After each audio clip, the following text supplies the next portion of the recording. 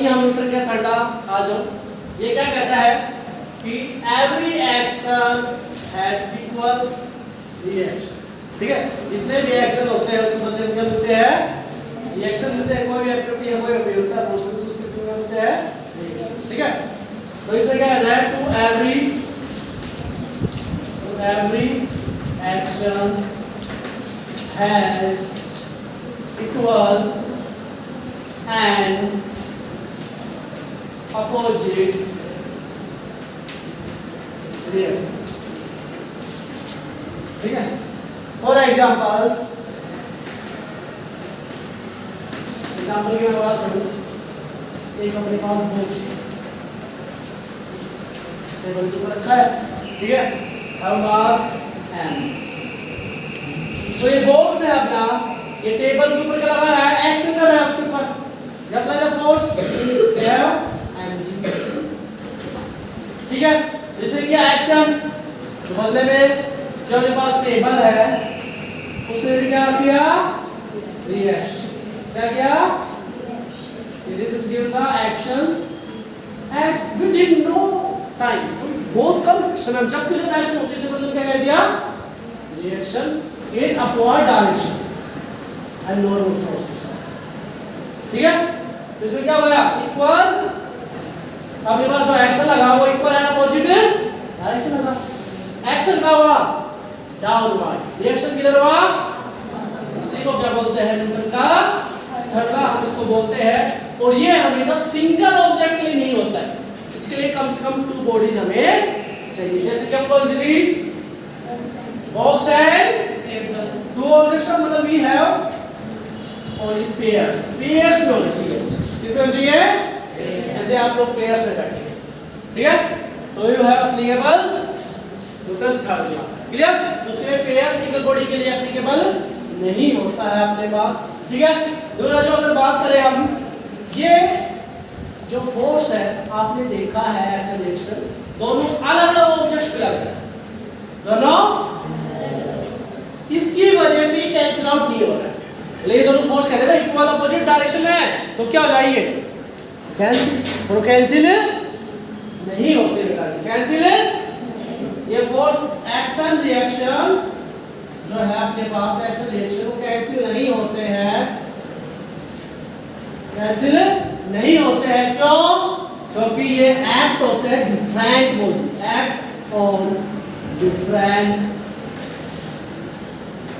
Body, act होते हैं ये डिफरेंट बॉडी के ऊपर एक्ट होते हैं, जिसके कारण ये कैंसिल आउट नहीं, इसके कारण ये कैंसिल आउट नहीं होते हैं अपने पास। ठीक है,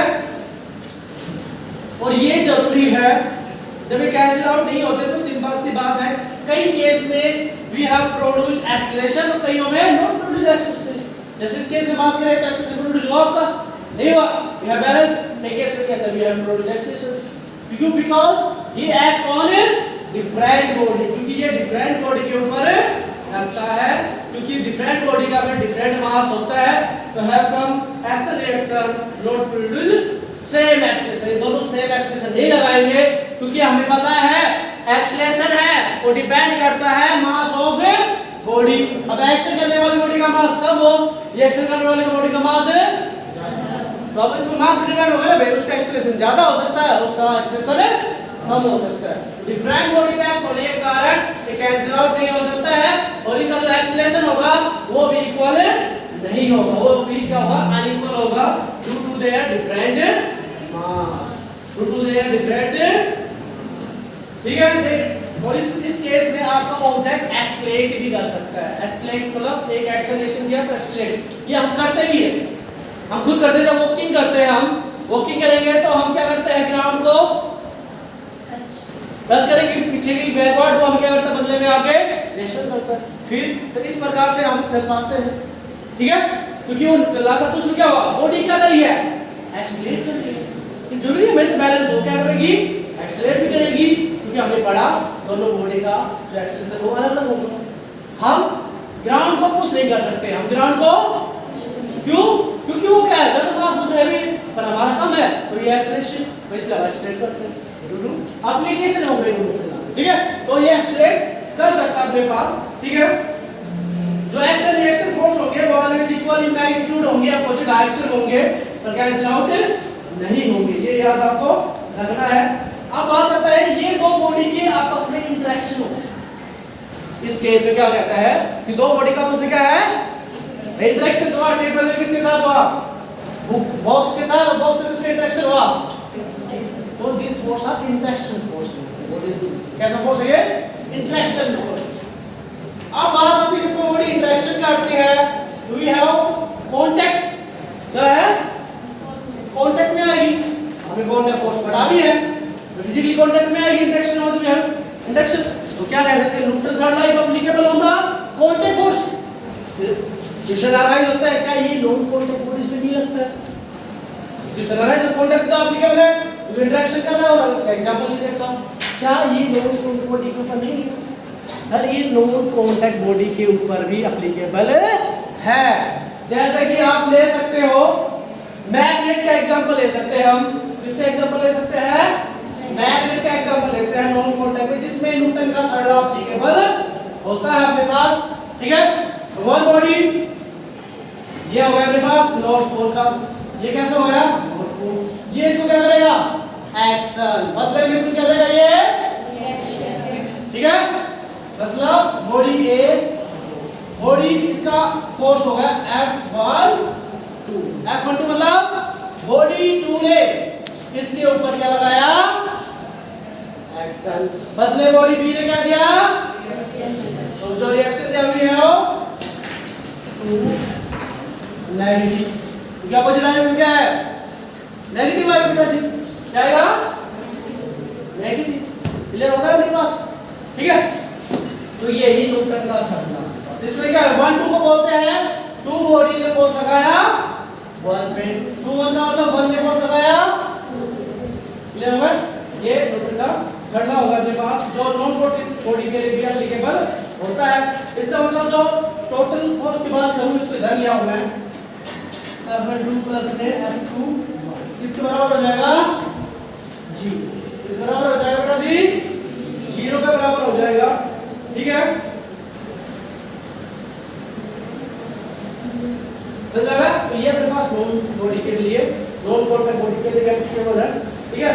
तो कोई बात इसमें करेक्ट अपने पास आता है, इसको यूज करेंगे तो मैं नोट डेफिनेटली आंसर्स, तो मेनली इसका जो यूज किया जाता है इंटरेक्शन ऑफ बॉडी के ऊपर किया जा सकता है, पर हम ये भी मना नहीं कर सकते हैं कि नॉन बॉडी के ऊपर नहीं लगता है, उनके ऊपर भी एप्लीकेबल होता है अपने पास, ठीक है।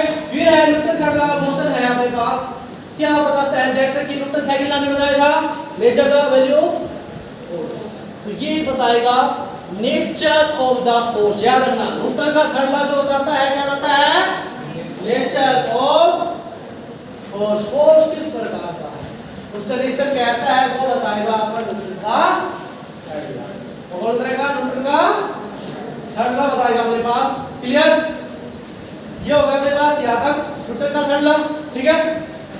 अब इसकी एप्लीकेशंस पढ़ेंगे, आप इसके एग्जांपल्स कह सकते हैं हम, एप्लीकेशन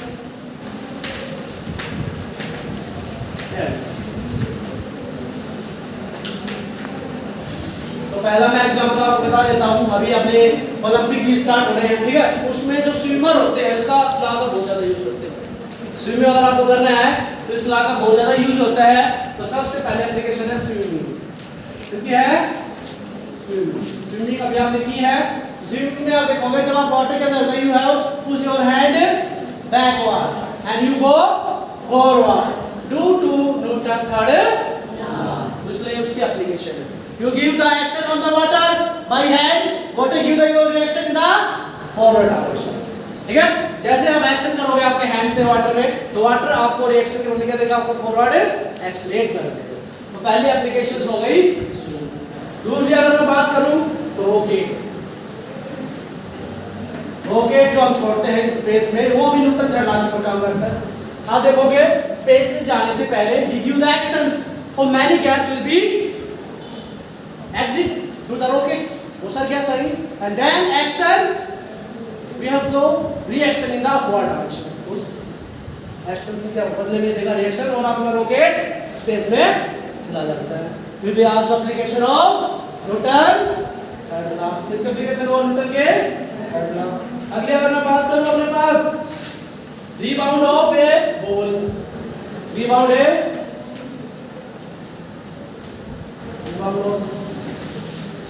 जैसे मेरे पास बॉल है, मैंने इस वॉल पे लगाई तो वॉल मुझे बस क्लेम क्या देगी, रिएक्शन वापस बॉल दे देगा ना। मैंने एक्शन किया बॉल के साथ इस पे वॉल पे, वॉल ने बदले वापस मुझे दे देगी बैक, रिबाउंड आती है। या बॉल को मैं नीचे डालूं बदले बॉल जाएगी, वो भी किसके ऊपर काम करती है, न्यूटन के थर्ड लॉ किसमें करती है।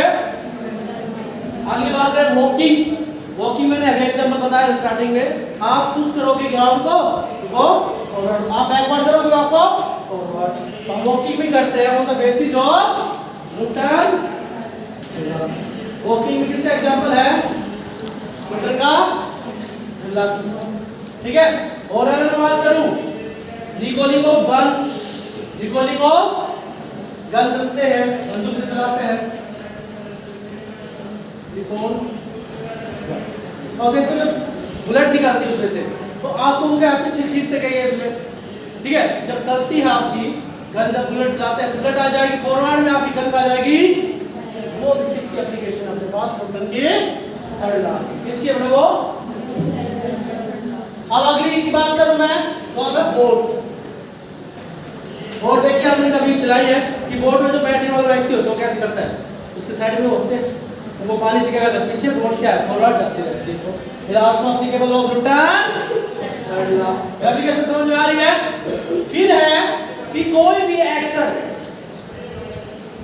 No action possible without reaction, ये लाइन ध्यान रखना, no action possible without any reaction, ये नोट कर लेना, नो एक्शन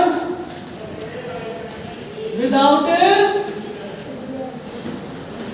एनी रिएक्शन, कोई भी एक्शन नहीं है, कोई भी आपका जब तक उसके ऊपर रिएक्शन नहीं हो। इसका एग्जांपल भी मैं आपको बताता हूं, आपके पास एक पेपर लेना, उसको सीजर लेना, सीजर्स के दोनों एंड से करोगे एक्शन तो पेपर हो जाएगा कट, क्या हो जाएगा। अब क्या करना, सीजर को खोल लेना, एक पार्ट उसका अलग कर देना और फिर उसको एक साइड में चलाना, क्या वो पेपर कट जाएगा, क्योंकि एक्शन तो क्या बदले करने वाली दूसरी जो ब्लेड है सीजर के अंदर वो नहीं है, रिएक्शन करने वाली ब्लेड नहीं है, क्योंकि सिंगल बॉडी है। तो सिंगल बॉडी के ऊपर कभी भी ये एप्लीकेबल है, हमें डबल बॉडी चाहिए, तो ये कभी भी सिंगल एक्शन से रिएक्शन नहीं होगा, हमें उसके लिए रिएक्शन बॉडी चाहिए ही चाहिए। आप राइटिंग है, राइटिंग का एग्जांपल ये है, क्या आप लटकते हुए पेज के ऊपर, लटका तो पेज के ऊपर लिख सकते हो आप उसको with this code and body and right, इससे क्या हुआ, एक्शन तो कर दे पर रिएक्शन है नहीं मिला, तो हम कह सकते हैं नो एक्शन विदाउट ए, और यहां से निकल के आता single body not possible applicable of any Newton third, ठीक है। ये न्यूटन थर्ड लॉ की एप्लीकेशंस